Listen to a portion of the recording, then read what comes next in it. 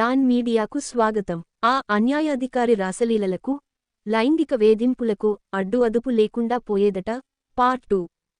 తాడేపల్లిగూడెం కేంద్రంగా కీలక పదవిని వెలగబెడుతూ, దాన్ని తాకట్టు పెడుతూ, చేసిన అన్యాయ, అక్రమ చట్ట వ్యతిరేక వ్యవహారాలపై విచారణను ఎదుర్కొంటున్న అన్యాయ అధికారి చేసిన అకృత్యాలు ఆగడాలపై వివరాలు, ఆరోపణలు వెల్లువెత్తుతున్నాయి.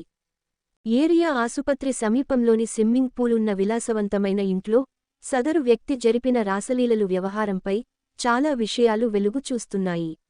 విచారణలో భాగంగా సదరు ఉద్యోగిని ఉన్నతాధికారి బదిలీ చేయించిన తాడేపల్లిగూడెం మీద, అలాగే తనకు పరిచయం ఉన్న మహిళల మీద ప్రేమ పోవడం లేదట. అర్ధరాత్రులు వచ్చి వెళ్తున్నారట. గత ఆగస్టు 15 సందర్భంగా తన ఇంటి వద్ద జాతీయ జెండాను ఎగురవేసిన తరువాత ఆ జెండా గాలికి ఎగిరి సమీపంలోని ఇంటిపై పడిందని తెలిసింది. సదరు ప్రబుద్ధుడు అనంతరమా జెండాను తీసి పక్కన పడేసి జాతీయ జెండాను అవమానించి అగౌరవపరిచారని ఆ చుట్టుపక్కల వారు ఆరోపిస్తున్నారు.